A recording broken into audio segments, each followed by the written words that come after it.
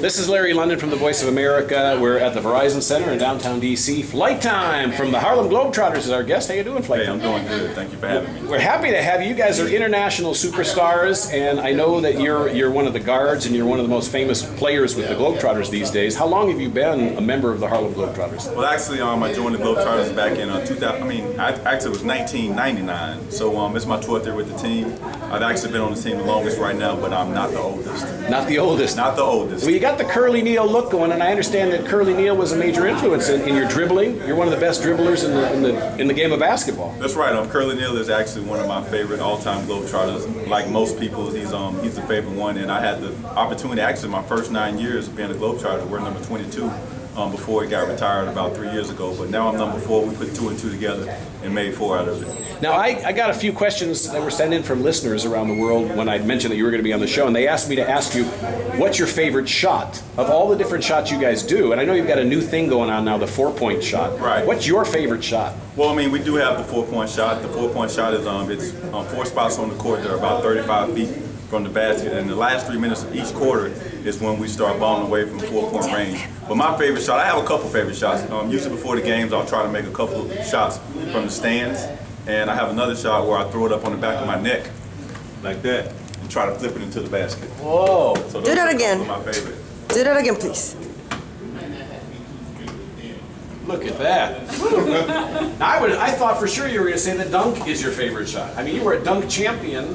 That's everybody's favorite. I try to be a little bit different. I can dunk. I do enjoy dunks, but I like to do stuff that's a little bit more difficult. And tell me about this dunking when you were younger. 5'12", you were dunking the ball. At 5'12"? Or 5'11", 5'10". That would make it 6, but 5'10", 5'11". Yeah, actually, the first time I dunked was the last game of my junior year in high school. I was 5'10", and I was what we call snowbirding. I mean, I was hanging on the other end, and one of my big guys got a rebound, threw it down to me, and came off one leg, threw it down, and I thought I was dreaming, but it actually did happen because the next day at school, everybody was talking to me about it. What's been the highlight for you as a Globetrotter?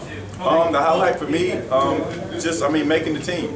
I remember, when I tried out for the Globetrotters. Before I tried out, I was actually working in the gym as a personal trainer. I did that for about 10 months after I graduated, and once I got the call, the Globetrotters would invite me to training camp, I actually told my current boss at the time that she can go ahead and hire somebody else for that position because I was definitely planning on making the team, and I actually knew that I made the team and I made the photo day.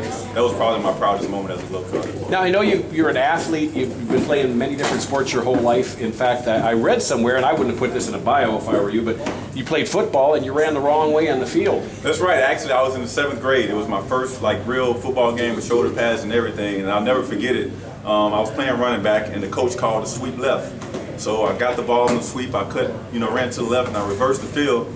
Next thing you know, it was nothing but daylight. I was straight to the end zone. I got to about the 2-yard line. I put the ball down. Thought I was in the end zone. I started pointing to the crowd like this, and everybody was pointing at me like this, and I'm thinking that they were celebrating with me when actually they were telling me I need to pick up the ball. But unfortunately, one of my teammates fell on the ball. We recovered it, and we got a touchdown out of the deal anyway. Now, I wanted to talk to you about something that you're doing outside of the Harlem Globetrotters right now. You're quite a celebrity on a reality TV show, and I understand you're a junkie. You're addicted to reality TV, and you've been a part of many different television shows, but now you're on the second time for The Amazing Race. But you've been on other shows as well. You've done some. You did Am I Smarter Than a 5th Grader? And you were the first person to get all the answers right. That's right. I have been on my fair share of reality TV shows, made an appearance on Hell's Kitchen, made an appearance also on The Bachelorette. Yeah, we're going to ask you about that, The Bachelorette. Yeah, we that. made a quick appearance, but most people probably know me from being on The Amazing Race. Big Easy and I, one of my teammates, we did season 15. Unfortunately, we didn't win. We came in 4th, but we got a chance to do it all over again. And if we would have won the first time, they would have never called us back for this one because all the teams that are on the new season of Unfinished Business are teams that came really close to winning and didn't win. So a lot of fun. This time it was a lot harder than the first time, but it's fun to watch. Been watching it every week, going into the 3rd week, and we'll see what happens. Well, can you tell us how you did this season? I can tell you that we'll be in Japan next week on the next episode.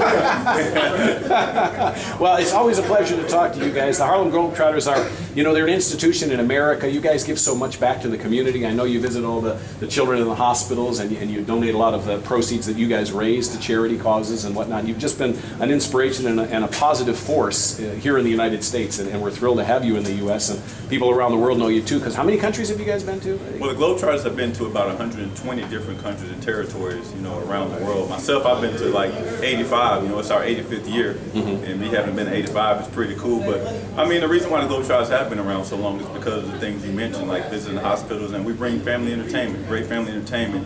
And people that came to see Globetrotters when they were young, they came to see the Curly, Neals, the Mellow Art, the Sweet Lou Dunbars, and Geese Osbys.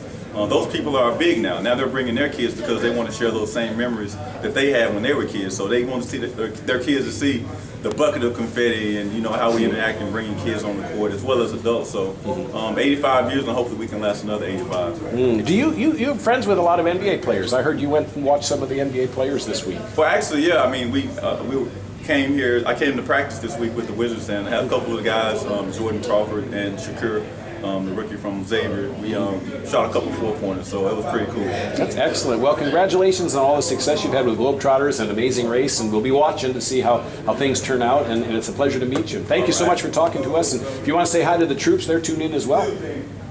What's up, troops? We appreciate everything you guys do for us. Perfect. Thank you so much. What a pleasure. We got a photo with you, Stan? No problem.